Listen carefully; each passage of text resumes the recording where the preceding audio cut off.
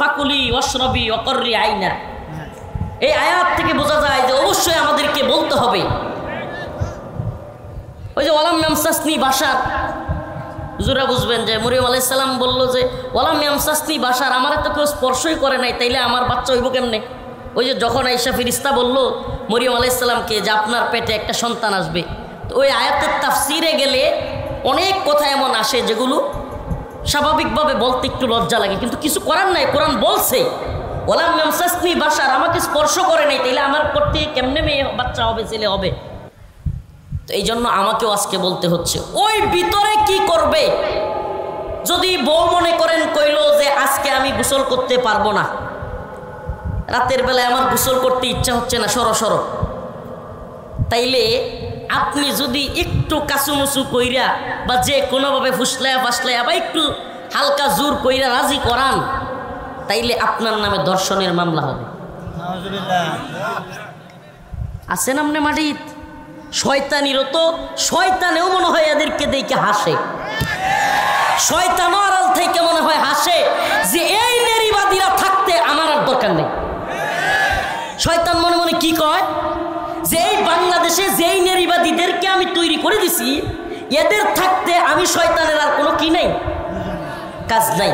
আপনি চিন্তা করতেছেন যে ওই যে আপনি একটু যে কোনোভাবে দেখেন, যারা বিবাহিত তারা বুঝবেন, এখানে অনেক কিছু হয়, তো ওই জায়গায় যদি একটু জোরাজুরি করছেন বা কিছু একটা হয়েছে রাগ কইরা, বউয়ে যদি গিয়া বলে কোর্টে যে আমার জোরপূর্বক এই কাজে রাজি করাইছে, আমি ধর্ষণের মামলা করতে চাই, সে মামলা করতে পারবে। নতুন প্রস্তাবনা অনুযায়ী, রাষ্ট্রের নতুন প্রস্তাবনা আইন অনুযায়ী যদি এটা পাশ হয়, তাইলে ওই স্ত্রী মামলা করতে পারবে আপনার নামে ধর্ষণের। আচ্ছা, আমার একটা প্রশ্ন করি আপনাদেরকে, আপনারা কি উইরা পড়ছেন নাকি? এটা আমি কোনো বানায় কথা বলছি না। অনেকে মনে করতে পারে হুজুরে কোন কি হয়, এটাই সত্য, এটাই সত্য, এবং এটা প্রধান উপদেষ্টার কাছে চলে গেছে। আপনি কোন দেশে আছেন? এবার শুনেন, আমি একটা প্রশ্ন করি। আচ্ছা, এবার কোর্টে মনে করেন একটা মামলা গেল, মামলা একটা কোর্টে গেল, উপস্থাপন হলো, স্ত্রী বলতেছে আমাকে জোরপূর্বক করা হয়েছে, কিন্তু স্বামী বলতেছে না আমি জোর করি নাই। এখন আমার প্রশ্ন, আদালত কেমনে প্রমাণ করবে সাক্ষীকে যে জোর করছে কি করে নাই? আশ্চর্য না? এটা তো একটা মানে হাস্যকর কথা যে আপনি কিভাবে প্রমাণ করবেন? তাইলে তো আল্লাহ না করুক সিসি ক্যামেরা লাগাইতে হইব, সিসি ক্যামেরা লাগাইতে হবে, আর না হলে খাটের নিচে দুই একটা সাক্ষী রাখতে হবে। এই নারীবাদীদেরকে রেখে দিবেন খাটের নিচে, খাট ভাঙ্গে পড়লে যাতে নাকে দম ঠাও বন্ধ হয়ে যায়। শয়তানের বাচ্চারা, খাট ভেঙে পড়লে যেন এগুলোর একবারে নাক সেপটে গিয়ে আর জীবনে সাক্ষ্য দেওয়ার দরকার নেই। এত শয়তানের তো। প্রিয় ভাইরা আমার, বন্ধুগণ আমার, প্রিয় মা বোনেরা, শয়তানের শয়তানি এমন পর্যায়ে গিয়ে পৌঁছাইছে, কয়েকদিন আগে হাসিনার বিরুদ্ধে আন্দোলন করা লাগছে, হাসিনা ভারতের গোলামি করছে, আর যত ইচ্ছা ইসলাম বিরোধী আইন, ইসলাম বিরোধী নীতিমালা তৈরি করছে। এখন আপনারাও যদি একই গান গান, একই বাজনা বাজান, কেউ ভারতের গোলামি করে ইসলাম বিদ্বেষী আইন তৈরি করে, কেউ আমেরিকার গোলামি করে ইসলাম বিদ্বেষী আইন তৈরি করে, তাহলে একটা কথা আপনাদেরকে স্পষ্ট ভাষায় বলে দিতে চাই, হাসিনা তো ভারত কাছে ছিল, পালাইতে পারছে। আপনারা এদেশে ইসলাম বিরোধী আইন করে আমেরিকা যাওয়ার সময় পাবেন না।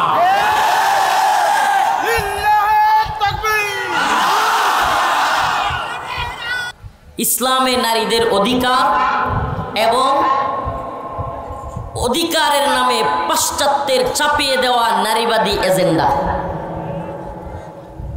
বুঝলেন? আগে বিষয়বস্তুটা বুঝতে হবে।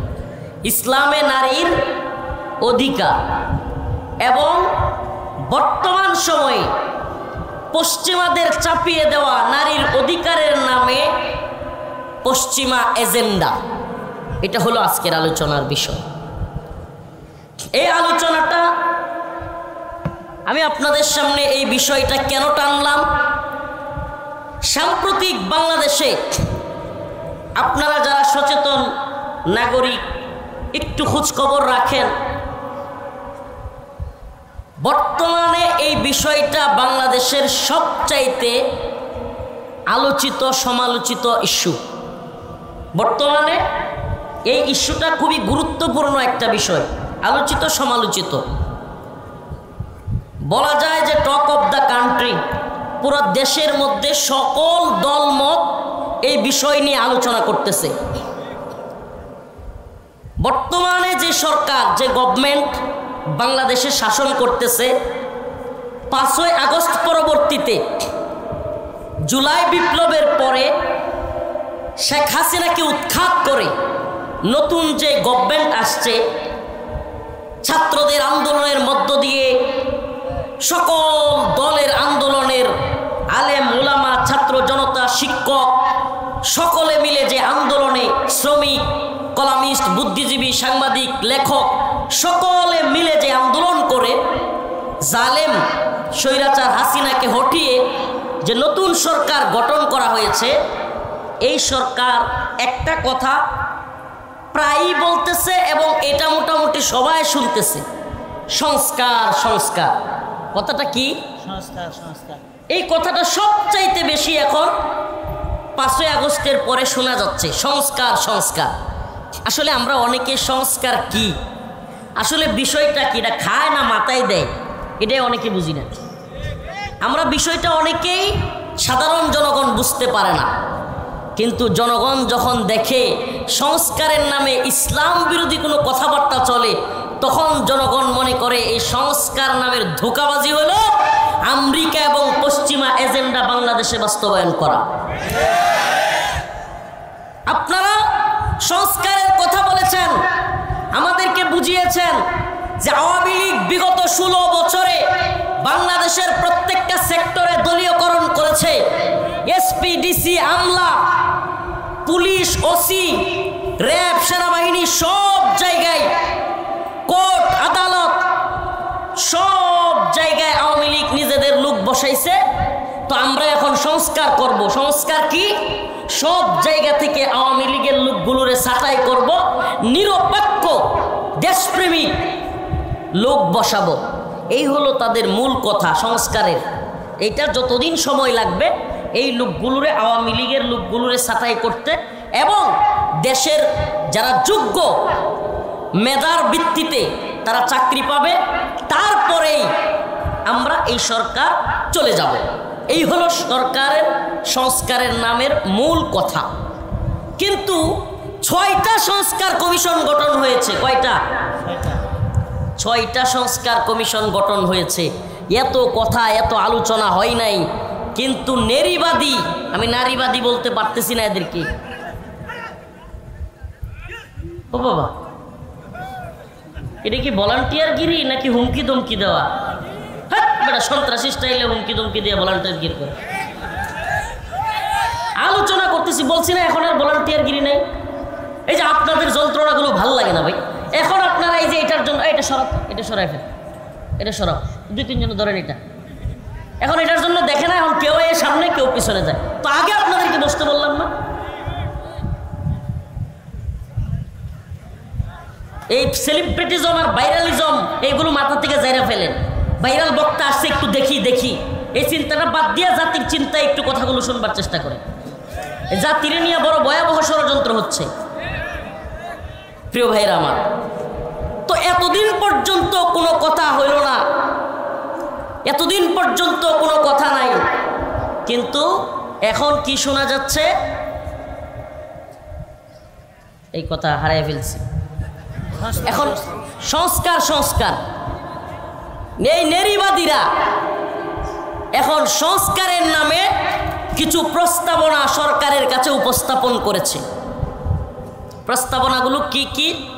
আমার লজ্জা শরমের মাথা খায়া কথাগুলো বলতে হবে আপনাদের কাছে। আজকে কিছু করার নাই ভাই, এ জাতিকে বুঝাতে হবে।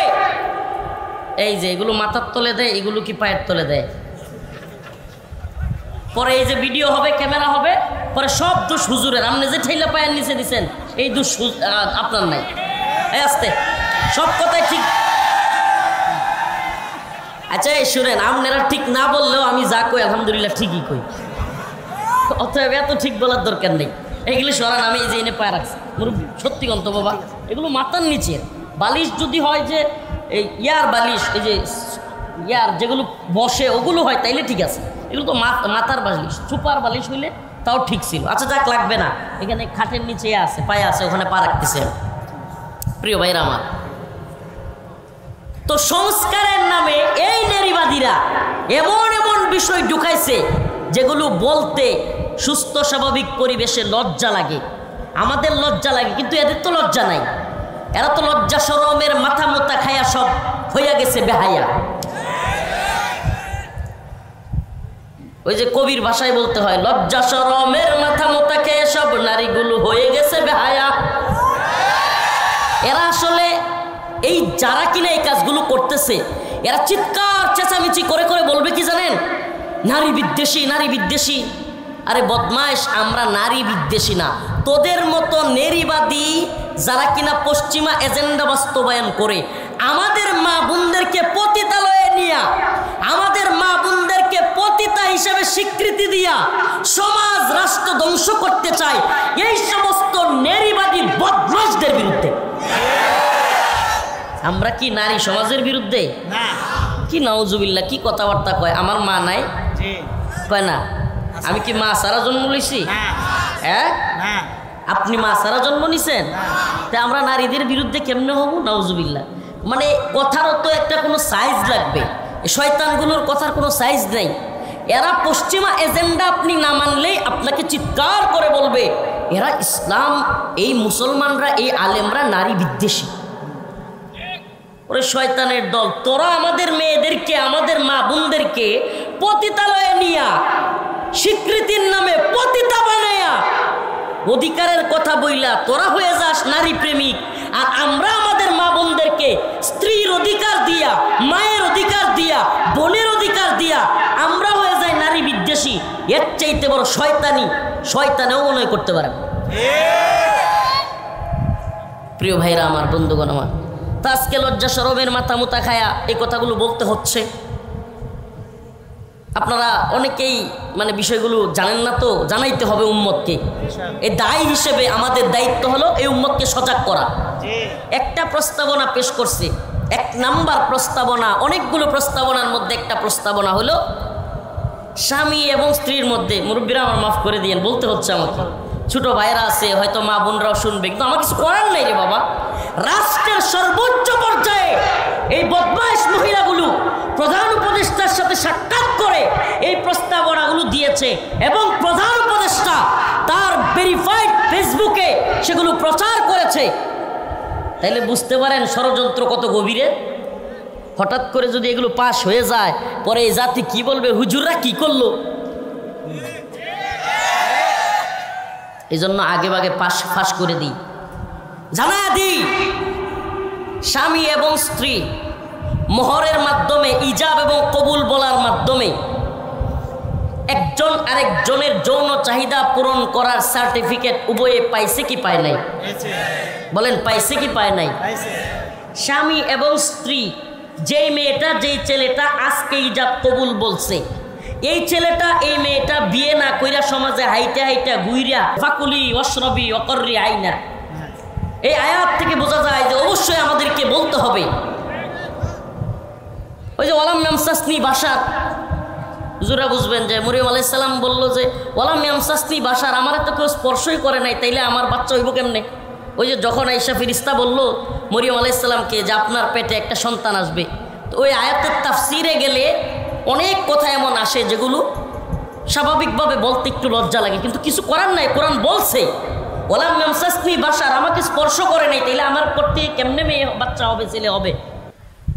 তো এই জন্য আমাকেও আজকে বলতে হচ্ছে, ওই ভিতরে কি করবে যদি বউ মনে করেন কইল যে আজকে আমি গোসল করতে পারবো না, রাতের বেলায় আমার গোসল করতে ইচ্ছা হচ্ছে না, সরো, তাইলে আপনি যদি একটু কাসুমুসু কইরা বা যে কোনোভাবে ফুসলায়া ফাসলায়া বা একটু হালকা জোর কইরা রাজি করান, তাইলে আপনার নামে ধর্ষণের মামলা হবে।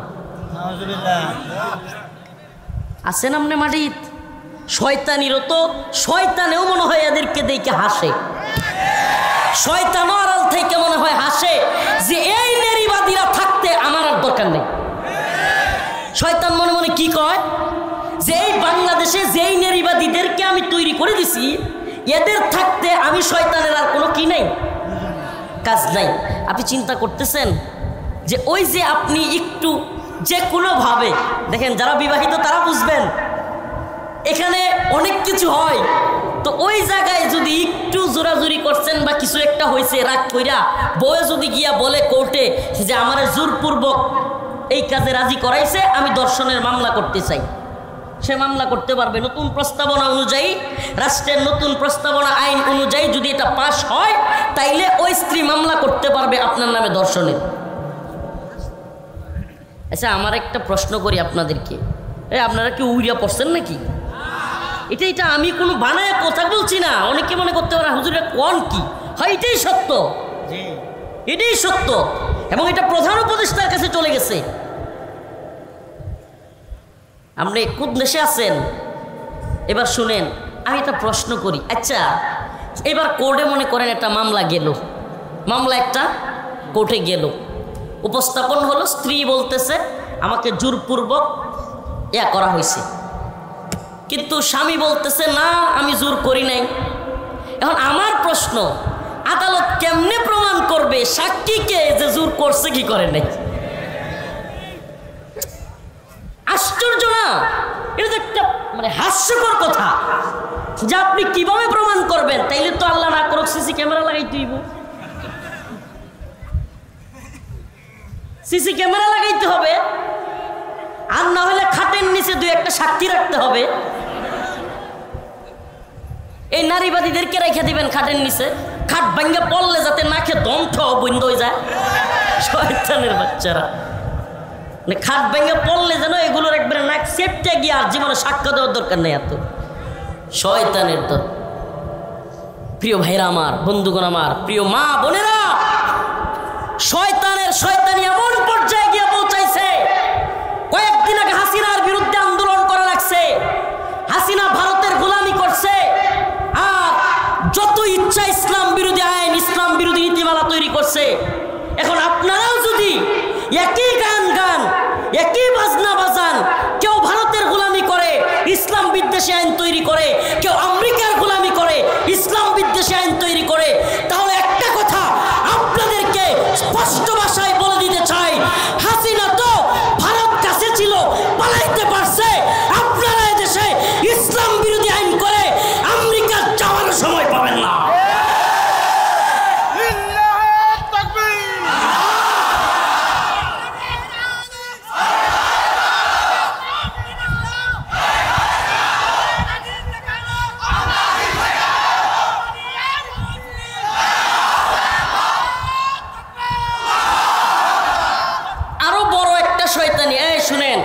আগে আমি তাদের কথাগুলোকে উপস্থাপন করছি, যুক্তি দিয়ে খণ্ডন করছি, এরপরে শেষে আমি কোরআন সুন্নাহর দলিল বলবো এবং কোরআনের আয়াত থেকে প্রমাণ করে দিব যে ইসলাম নারীদেরকে কত বেশি অধিকার দিয়েছে, এবং যেই জামানায় কোনো অধিকার ছিল না, নারীদেরকে জীবন্ত পুঁতে রাখা হইতো, মাইরা ফেলা হইতো, সেই জামানায় আল্লাহর নবী পৃথিবীতে আসলেন, বললেন কৌলু লা ইলাহা ইল্লাল্লাহ তুফলিহুন, তোমরা বলো লা ইলাহা ইল্লাল্লাহ, তোমরা সফল হবে।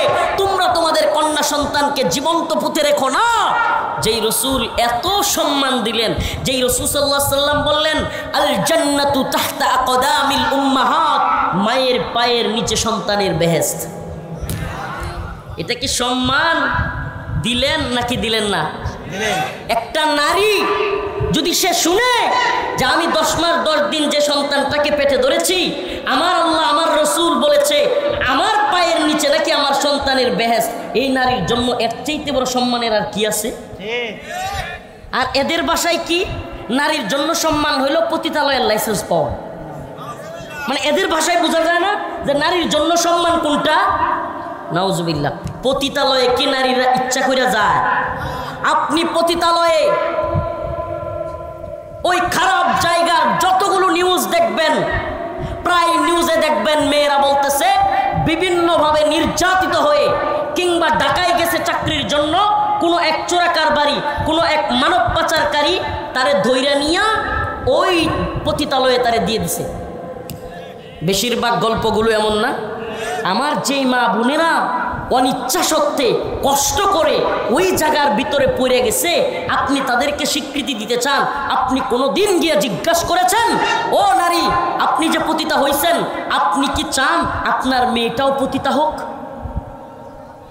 জিজ্ঞেস করেছেন গিয়ে? আমি তো মনে করি পৃথিবীর কোনো মা তার মেয়েকে পতিতা বানাতে চাইবে। তো আপনি অধিকার, আপনি লাইসেন্স দিতে চান, আগে তার মতামত জানছেন সে কি পতিতা হিসেবে তার মেয়েকে প্রতিষ্ঠিত করতে চায় কিনা, সমাজের মধ্যে পতিতাদের অবস্থান কি সেটা আপনি জেনেছেন? অথচ এরা অধিকারের কথা বলবে, অধিকারের কথা বলবে। এবং কি দেখেন, একটা সুন্দর একটা সূক্ষ্ম একটা ইয়া তৈরি করছে, মায়াজাল তৈরি করছে, এবং একটা মানুষের মধ্যে যেন সিম্পেথি তৈরি হয়, একটা দুর্বলতা তৈরি হয়।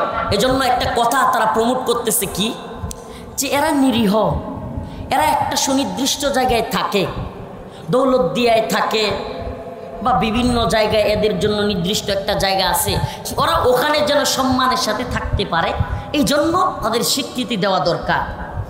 এরাও তো মানুষ, এদেরকেও সম্মান দেওয়া আমাদের দায়িত্ব। আমি বলতে চাই, সুরেরা কি মানুষ না মানুষ না? তো কয়েকদিন পরে সুরেরা যদি চায় যে আমরাও স্বীকৃতি চাই, ডাকাতরা যদি কয় আমরাও স্বীকৃতি চাই, কথা কয় না? ডাকাতরা যদি বলে আমরাও স্বীকৃতি চাই, এর ডাকাতরাও কি দেশের মানুষ কিনা? এই নৌকায় যে রাস্তাঘাটে এই মাঝে মাঝে ডাকাত ধরে, এরাও মানুষ না? তো এরাও যদি বলে আমরাও রাষ্ট্রের পক্ষ থেকে স্বীকৃতি চাই, বেতন চাই, তাইলে কি ওইটাও রাইট দিবেন? প্রিয় ভাইরা আমার, বন্ধুগণ আমার, দ্বিতীয় প্রস্তাবনা আজকেও আস্তে আস্তে এক নির্বাদীর বক্তব্য শুনতেছিলাম, বলতেছে আমি যেহেতু এই মানবাধিকার নিয়ে কাজ করি, তো আমি বিভিন্ন মহিলাদের সাথে কথা বলতে হয়, আমি সারা দেশে ঘুরে অনেক মেয়েদের সাথে কথা বলেছি, কেউ এ কথাটা মানতে রাজি হয় না যে আমিও বাবার ছেলে, কি বলে, আমার বাবার ঘর থেকে আমার ভাই হয়েছে, আমিও হয়েছি, আমিও বাবার সন্তান, আমার ভাইও বাবার সন্তান, তাহলে সে 2 কাঠা জমি পাইলে আমি 1 কাঠা কেন পাবো? এটা কোনো মেয়েরা নাকি মানতে চায় না। শুনছেন কি সূক্ষ্ম কৌশলে আমাদের মা বোনদের অন্তরের মধ্যে ইসলাম বিদ্বেষ ঢুকানো হচ্ছে, আপনি এটা কল্পনাও করতেছেন না। সূক্ষ্ম কৌশলে সে কি বলল, যে আমি কোনো মেয়েকে, যত মেয়েদেরকে জিজ্ঞেস করেছি যে আচ্ছা আপনিও আপনার বাবার সন্তান, আপনার ভাইও আপনার বাবার সন্তান, সে 2 কাঠা জমি পাবে। ইসলামের আইনটা তো জানেন নাকি মোটামুটি? ইসলাম কি বলে, ইউসিকুমুল্লাহ ফি আওলাদিকুম লিযাকারি মিসলু হাজ্জিল উনসায়াইন, তোমাদের 2 কন্যা সন্তান পাবে 1 ছেলের সমান। বলে আমরা জীবনেও কোনোদিন কোনো মেয়েকে দেখি নাই এই আইনে খুশি, মানে এই আইনটা চেঞ্জ করা দরকার। নাউজুবিল্লাহ। আমি বলতে চাই, জিজ্ঞেস করতে চাই, মোহরের সময় 10 লাখ চান কেন? তাইলে মোহরের সময় জীবনে কোনোদিন কোনো মেয়েরে জিজ্ঞেস করছেন যে আচ্ছা স্বামী 10 লাখ দিতেছে, তুমিও আরো 10 লাখ দেও? কথা কয় না? স্বামী 10 লাখ তোমাকে দিচ্ছে, 5 লাখ তোমাকে দিচ্ছে, ঠিক আছে, আমারও তো দায়িত্ব আছে, সবসময় ছেলেরা দিবে কেন? এইবার আইন করা হলো যে ছেলেরা মোহর দেয়া লাগবে না, মেয়েরা 5 লাখ দিয়ে দিয়ে বিয়ে বসবে। এই সময় আবার চিৎকার করবেন যৌতুক যৌতুক। আরে বেটা, যৌতুক তো আল্লাহ পাক হারাম করেছেন, জায়েজ নাই। আমরা তোমাদের কথাগুলোর যুক্তি খণ্ডন করবার জন্য কথাগুলো বলছি, কিন্তু আমরা তো এটা মনে প্রাণে বিশ্বাস করি আমার আল্লাহ আমাকে সৃষ্টি করেছেন, আমার আল্লাহ আমার মাকে সৃষ্টি করেছেন, আমার আল্লাহ আমার বোনকে সৃষ্টি করেছেন, আমার আল্লাহ সমস্ত নারীদের সমস্ত পুরুষদের সৃষ্টি করেছেন। তিনিই জানেন কাকে কতটুকু অধিকার দিলে তার সম্মান থাকবে। এটা কে জানেন? আমাদের এখানে কোনো বক্তব্য নাই, কোনো কথা নাই। আজকে আইন উপদেষ্টা আসিফ নজরুল সাহেবের কথা শুনতেছিলাম, উনি নারী বিষয়ক সংস্কার কমিশনের সাংবাদিকরা যখন প্রশ্ন করল এই বিষয়ে, তখন তিনি বললেন সংস্কার কমিশন একটা সুপারিশ করলেই তো সেটা সরকারের বক্তব্য না, এটা যে কেউ যে কোনো সুপারিশ করতে পারে। আমাদের বক্তব্য আছে, কিন্তু এই সংস্কার কমিশন নিয়ে যেইভাবে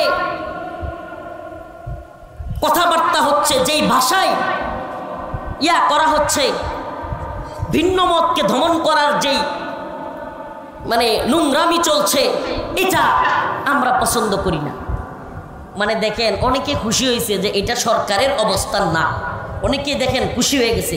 সূক্ষ্ম কৌশলে আইন উপদেষ্টা নারীবাদীদের পক্ষ নিছে, এটা আপনি বুঝেন নাই এই বক্তব্যে। কেন?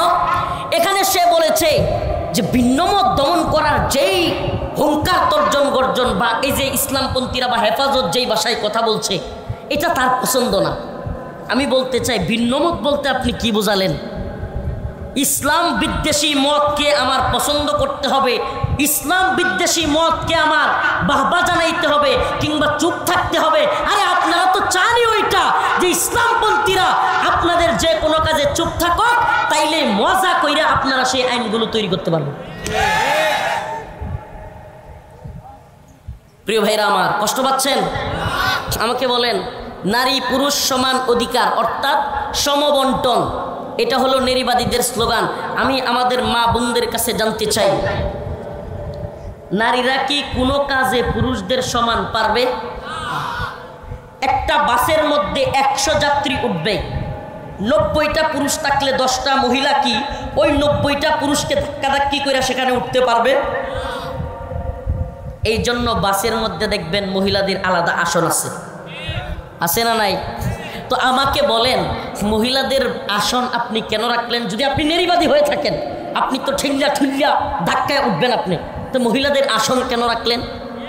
আপনাকে জিজ্ঞেস করতে চাই, সংসদের ভিতরেও নারীদের জন্য আসন কেন রাখলেন? সংরক্ষিত মহিলা আসন কেন রাখলেন?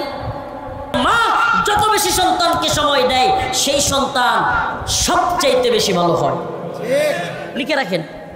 আর যেই মা ওই যে বেড়ানির লোকে ঘুরিয়ে ঘুরিয়ে চাকরি করে, মনে কষ্ট নেবেন না মা বোনেরা, দেখা দেখি হয়, স্বামীর প্রতি ভালো লাগা ভালোবাসা থাকে না, সন্তানকে সময় দেয় না, আর দিন শেষে ওই ছেলে যায় কিশোর গ্যাংয়ে যোগ দেয়।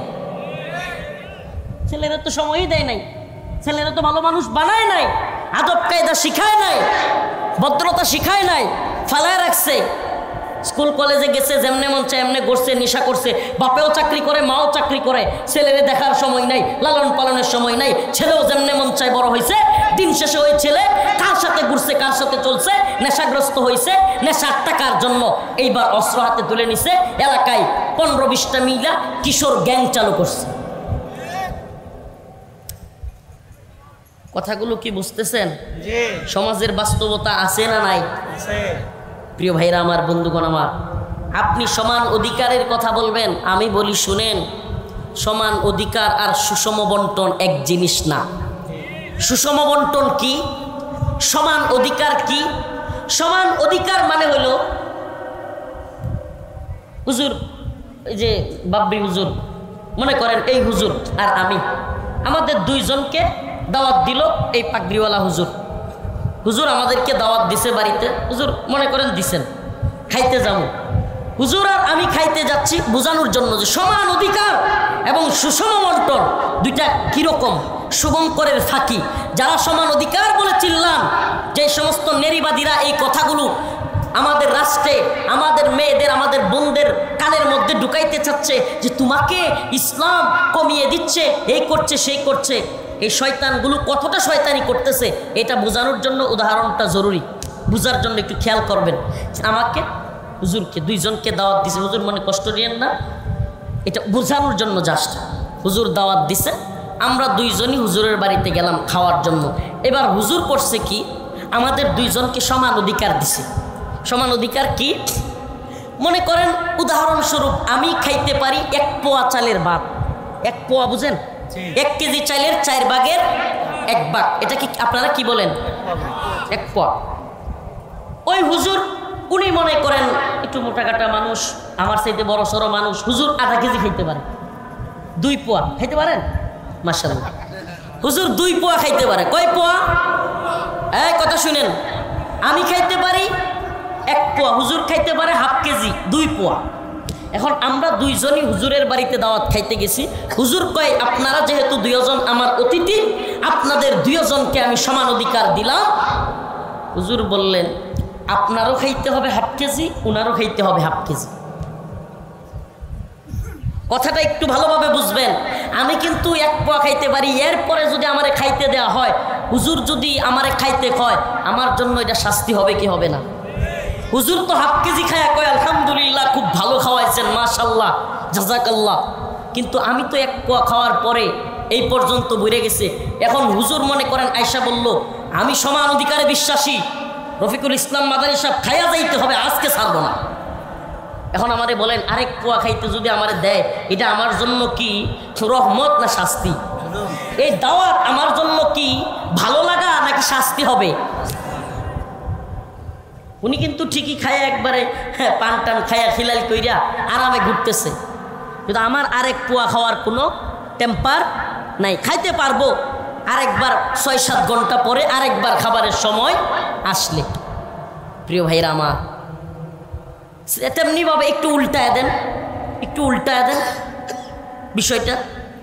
তো হুজুর বলল ঠিক আছে আপনারা 2 জনই আমার মেহমান, আমি নিয়ত করছি সমান অধিকার 2 জনকে দাওয়াত দিয়েছি, আপনিও খাবেন 1 পোয়া, উনিও খাবে 1 পোয়া।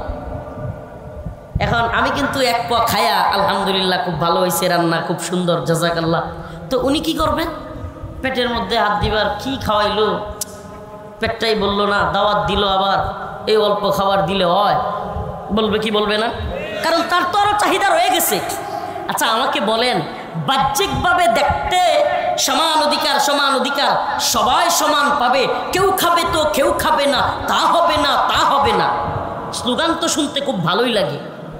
কিন্তু সবাইরে সমান দিলে, সবার সমান দিলে এটা কি সুষম বন্টন হইল কিনা, সুন্দর বন্টন হইল কিনা, এটা তো আপনি বিচার করলেন না। বরঞ্চ দাওয়াত দিয়া আমাকে 1 পোয়া খাওয়ানো, হুজুরকে আধা কেজি খাওয়ানোই ছিল সুন্দর বন্টন। ঠিক কি ঠিক না? কথা বলেন ঠিক কি ঠিক না? আমারে বলেন, স্বামী এবং স্ত্রী বিয়ের পরে আল্লাহ পাক স্ত্রীর ভরণ পোষণের দায়িত্ব, সন্তানের ভরণ পোষণের দায়িত্ব, মা বাবার ভরণ পোষণের দায়িত্ব, সব দায়িত্ব আল্লাহ এবং তার রাসূল স্ত্রীর কাঁধে দিছে না? এই কথা কয় না রে? এই পুরুষ মানুষ কিছু বুঝতেছেন না তো? পশ্চিমা এজেন্ডা বাস্তবায়ন হইতেছে। এদেশে নারীর, আমার মা বোনেরা রাগ করেন না, আল্লাহর হস্তে মা বোনেরা মাফ করে দিয়েন, আমি আপনাদের পক্ষেরই, আমারও মা আছে, বোন আছে, কিন্তু আমি বোঝানোর জন্য পুরুষদেরকে কইতেছি। এদেশে নারীর কষ্ট দিলে নারী নির্যাতনের আইন আছে, কিন্তু পুরুষ নির্যাতনের কোনো আইনও নাই। আমরা যে নির্যাতিত নিপীড়িত এটা কেউ বোঝে না। বউরে 2-4টা ধমক দিলে দৌড়ে বাপের বাড়ি যায়। আমরা যে বউয়ে যদি কেউ কিছু কয়, আমাদের বাপের বাড়ি যাওয়ার জায়গা না। এটা কি নির্যাতন না? আরে কন্যা, এটা বৈষম্য না? হেরা তোর আগে 3-4 দিন বাপের বাড়িতে গিয়া থাকতে পারে, আবার মনটা ভালো হইলে আসে, আমরা কই যাবো? ওমা কি হাসতেছেন?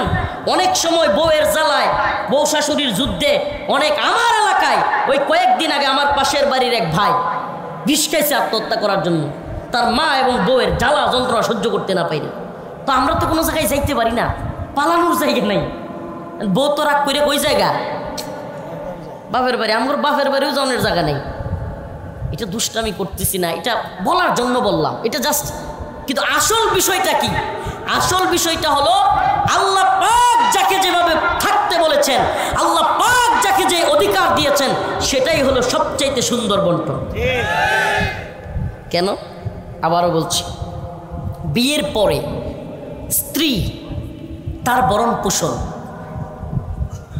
স্নো, পাউডার, আইব্রু, এইটা সেইটা, মাথার তেল, নুপুর, ভাত, কাপড়, শাড়ি, পাশের বাড়ির বাবিরটার চাইতে নিজেরটা কম হইলে তো ঘরে অশান্তি, কত কিছু লাগে কি লাগে না? কথা কন না?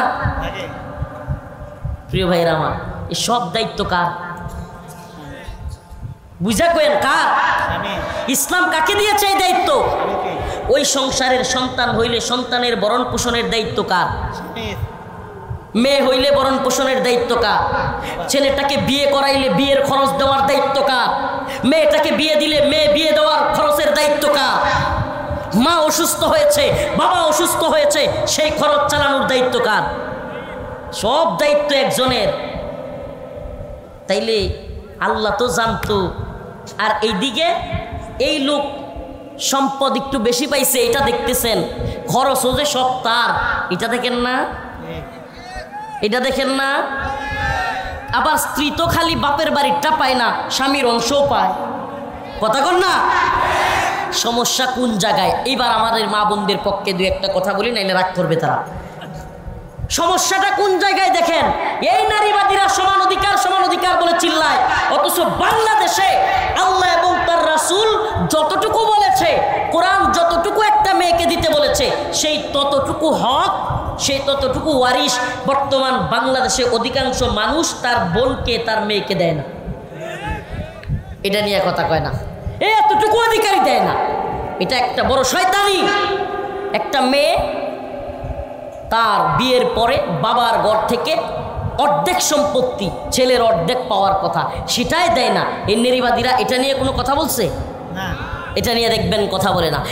আমাদের মা বোনেরা অনেকভাবে নির্যাতিত হয়, নিপীড়িত হয়, এটা নিয়ে কখনো কথা বলছে? আমাদের মা বোনেরা বিভিন্ন ভার্সিটিতে, বিশ্ববিদ্যালয়ে, বিভিন্ন জায়গায় পর্দা করবার কারণে হেনস্থা হয়, এটা নিয়ে কোনো নারীবাদীরা কথা বলছে না? কলেজ ভার্সিটিগুলোতে পর্দা করবার কারণে হেনস্থার শিকার হয়, এটা নিয়ে কথা বলতে শুনবেন না।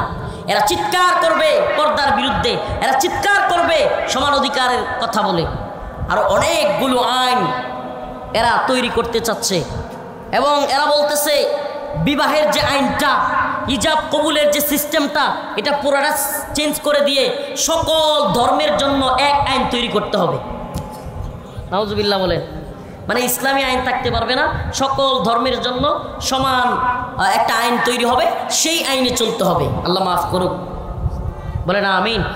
যে আয়াতে কারিমা তিলাওয়াত করেছিলাম, এই আয়াতের আলোচনার দিকে যাই।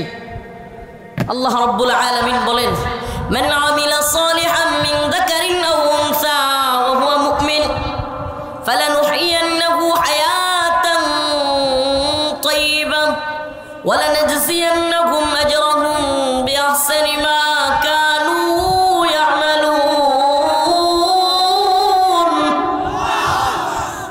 আল্লাহ রাব্বুল আলামিন বলেন, মান আমিলা সালিহান মিন যাকারিন আও উনসা ওয়া হুয়া মুমিন, তোমাদের মধ্য হতে মুমিন নারী হোক কিংবা পুরুষ হোক, যদি নারীও হয় কিংবা পুরুষ হয়, ফালানুহইয়ান্নাহু হায়াতান তাইয়্যিবা, যদি সে নেক আমল করে, ভালো কাজ করে, নেক আমল এবং ভালো কাজ করবার জন্য আল্লাহ বলেন ফালানুহইয়ান্নাহু হায়াতান তাইয়্যিবা, আমি তার জন্য উত্তম হায়াত দান করব।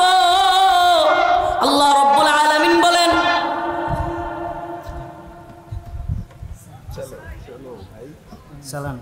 আল্লাহ রাব্বুল আলামিন বলেন, মান আমিলা সালিহান মিন যাকারিন আও উনসা ওয়া হুয়া মুমিন, নারী হোক কিংবা পুরুষ হোক, যদি ঈমান আনে, ঈমানদার হয়, আল্লাহ রাব্বুল আলামিন বলেন অবশ্যই অবশ্যই তাকে আমি নেককার হায়াতে তাইয়্যিবা, সুন্দর জীবন তাকে দান করব। সুবহানাল্লাহ বলে।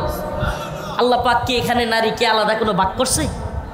আল্লাহ কি বলছে যে আমি পুরুষকে শুধুমাত্র ভালো উত্তম জীবন দান করব, নাকি নারীকেও সাথে বলছে? এই কথা বলবেন না, না বুঝতেছেন না? আমি ছেড়ে দিব। হুজুর চলে আসছেন আলহামদুলিল্লাহ, হযরতুল আল্লাম মাওলানা আব্দুল খালেক শরীয়তপুরি হুজুর চলে আসছেন। হুজুর কথা বলবেন, আমি ছেড়ে দিব। জাস্ট আপনাদেরকে শেষ পয়েন্টটা বুঝিয়ে দেওয়ার জন্য, আলোচনাটা লম্বা করতেছি না। হুজুর চলে আসছেন, জাস্ট একটু বোঝার চেষ্টা করেন। আল্লাহ পাক নারী এবং পুরুষকে ভাগ করেন নাই।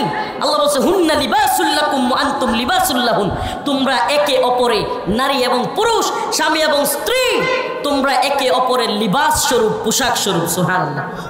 আল্লাহ রাসূল বলেছেন, আল জান্নাতু তাহতা আকদামিল উম্মাহাত, মায়ের পায়ের নিচে সন্তানের বেহেশত। সুবহানাল্লাহ বলবেন না? আল্লাহ পাক এবং আল্লাহর রাসূল নারীদেরকে সম্মান কম দেয় নাই, জীবন্ত পুঁতে রাখা হইতো যেই নারীকে, সেই নারীকে আল্লাহ পাক আল জান্নাতু তাহতা আকদামিল উম্মাহাত বলে, মায়ের পায়ের নিচে সন্তানের বেহেশত বললেন। আল্লাহ রাব্বুল আলামিন এবং তার রাসূল আমাদের মা বোনদেরকে সম্মান দিয়েছেন, সম্মানের জিন্দেগির কথা বলেছেন। কিন্তু এই সমস্ত নারীবাদীরা আমাদের মা বোনদেরকে পতিতালয়ে লাইসেন্স দিয়ে সমান অধিকারের কথা বলে, আমাদের মা বোনদেরকে রাস্তায় নামায়া পতিতালয়ে পাঠায়া আমাদের মা বোনদেরকে স্বীকৃতির নামে এক ভয়ঙ্কর ষড়যন্ত্রে লিপ্ত, আমাকে বলেন তো, একটা মেয়েকে পতিতালয়ে নিয়ে স্বীকৃতি দেওয়া এটা তার জন্য গর্বের নাকি লজ্জার? বলেন, এটা গর্বের নাকি লজ্জার? এটা কি তার জন্য সম্মান বাড়াইলো নাকি আরো কমাইলো? আমাদের মা বোনেরা কি পতিতালয়ের স্বীকৃতি চায়? তা আমাদের মা বোনেরা যদি পতিতালয়ের স্বীকৃতি না চায়, তারা যদি একটা শব্দ নিয়ে খুব আপত্তি শুরু হয়ে গেছে। গুগলে সার্চ দিয়া দেখলাম যারা কিনা এই যৌন কাজ করে ব্যবসা করে, এদেরকে দুইটা ভাষায় গুগল বলতেছে তাদেরকে ইউজ করা হয়, একটা পতিতা আর একটা হলো বেশ্যা। এই শব্দ নিয়ে এইবার নারীবাদীরা খুব চিৎকার চেঁচামেচি শুরু করছে, হাই হাই আমাদেরকে কি বলে ফেললো। তো তোরা এই ব্যবসার কথা বলবি, এই ব্যবসার লাইসেন্সের পক্ষে কথা বলবি, এই ব্যবসাকে বাংলাদেশে প্রমোট করবার চক্রান্ত করবি। একবার কি বলে, অধিক বিবাহ করা যাবে না। এই সংস্কার কমিশন আবেদন করেছে, কি করা যাবে না? কথা বলেন না, কি করা যাবে না? একাধিক বিবাহ করা যাবে না। এটা আপনারা শুনেন নাই নাকি? 2 নাম্বার, স্ত্রীকে ফুসলায়া রাতের বেলায় একটু জোর করাও যাবে না, ধর্ষণের মামলা হয়ে যাবে। 1 নম্বরে একাধিক বিয়ে করা যাবে না, 2 নম্বরে স্ত্রীকেও একটু জোরাজুরি করতে পারবে না। তাইলে যৌন চাহিদা পূরণ করার জন্য ওই স্বামী তখন কি করবে? কয় রাস্তা তো আছেই, আমরা তো আসি 100 টাকা 200 টাকায়। ভাই আপনি বলেন না, আপনি হালকা জোরও করতে পারবেন না, স্ত্রীকে একটু বোঝানোর জন্য, খুশি করবার জন্য স্ত্রী আপনার নামে ধর্ষণের মামলা করে দিবে। আপনি একাধিক বিয়েও করতে পারবেন না। আল্লাহ যে আপনাকে যৌন ক্ষমতা দিয়েছে, এখন এটা পূরণ করবার জন্য আপনি কোথায় যাবেন? বলে ঠিক আছে আমরা তো ব্যবসা প্রতিষ্ঠান চালুই করছি। হাসতেছেন? এরা আমাদের সমাজকে, এরা আমাদের রাষ্ট্রকে, এরা আমাদের ইসলামকে ধ্বংস করবার প্ল্যান করেছে। কেন? কারণ আপনি যদি পারিবারিক সিস্টেমটাকে চেঞ্জ করে দিতে পারেন, পারিবারিক সিস্টেমে যখন একটু জোর জবরদস্তি হইলেই, আরে আপনি মনে করেন ভিন্ন কারণে পর্দা করে নাই, একটু মারতে নিছেন, পর্দা করে না, আপনার বউ আপনার কথা শুনে না, বাবার সাথে খারাপ ব্যবহার করে, একটু শাসন করতে নিছেন, এইবার বউ গিয়া দৌড়ায় গিয়া আদালতে কইল যে আমারে রাত্রে জোর কইরা কাজ করছে, ধর্ষণের মামলা করেন। মামলা কিন্তু হয়ে যাবে এই আইন অনুযায়ী, বর্তমান আইন অনুযায়ী। কোন কাজ কিন্তু এটা ঘটে নাই, ঘটছে কি সে খারাপ আচরণ করছে, ঘটছে কি সে পর্দা করে না, ঘটছে কি যে বাবা মারে পর্যন্ত হয়তো পিটাইছে, এমন বউ আছে না নাই? তো আপনি কিছুই বলতে পারবেন না। কেন? সে বলবে আমাকে দর্শন করছে। দর্শনের সংজ্ঞা কি? দর্শন হইল স্বামী হোক আর যেই হোক, জোর কইরা করা যাবে না, সর্বোচ্চ সে যখন অনুমতি দিবে তাইলেই করতে হবে। প্রিয় ভাইরা আমার, বন্ধুগণ আমার, এক ভয়ঙ্কর চক্রান্ত। আমরা আগেও বলেছি, আবারও বলছি, আমরা পাকিস্তানের গোলামি মানি নেই, আমরা ইন্ডিয়ার গোলামি মানি নাই। আওয়ামী লীগ এবং হাসিনা ভারতের গোলামি করতে গিয়া বাংলাদেশে ইসলাম বিরোধী আইন প্রণয়ন করতে চেয়েছিল, আমরা দিল্লির গোলামকে দিল্লি পাঠিয়েছি। যদি কেউ আমেরিকার গোলামি করতে চায়, বাংলার জমিনে ইসলাম বিদ্বেষী আইন তৈরি করে চায়, দিল্লির গোলামকে লাঠি দিয়া যেমন বিদায় করেছি, আমেরিকার গোলামকেও আমেরিকায় পাঠানো হবে। বাংলার জমিনে ইসলাম বিদ্বেষী তৎপরতা চলতে দেওয়া হবে না।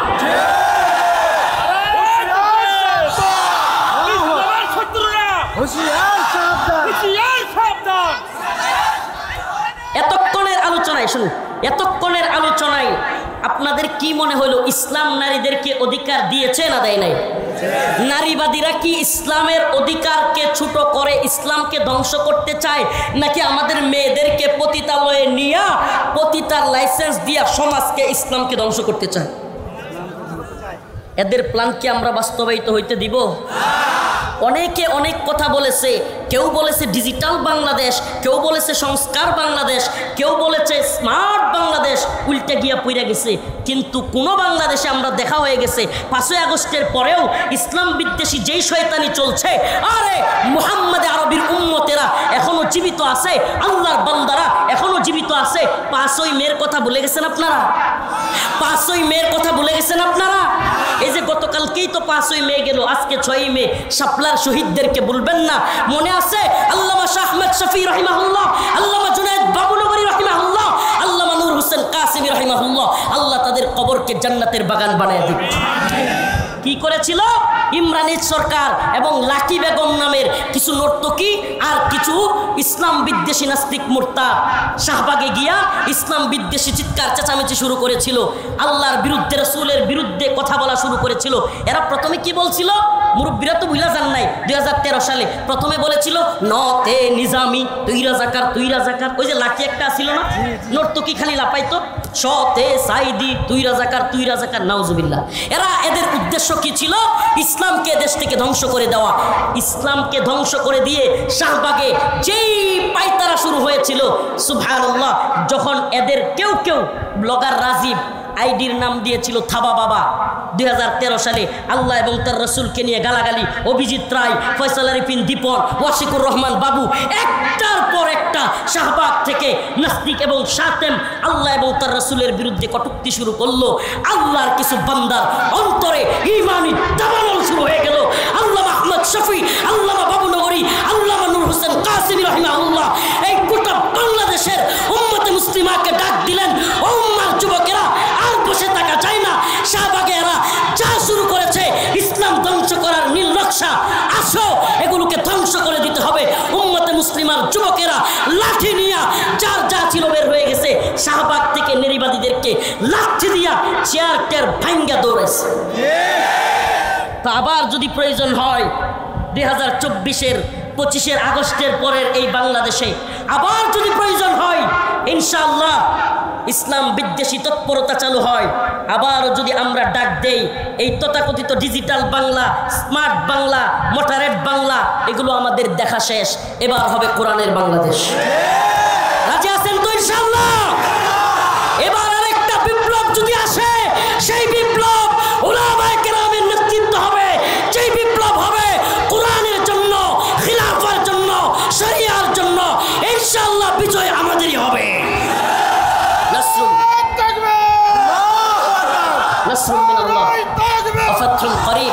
আমি হুজুরের কাছে মাইক দিয়ে শেষ করছি। এইগুলোর ব্যাপারে সজাগ থাকবেন। হুজুর কথা বলবেন, উঠাউটি করবেন না, দয়া করে আমাকে একটু যাওয়ার জায়গা করে দিবেন, আমার আরেকটা প্রোগ্রামে যেতে হবে।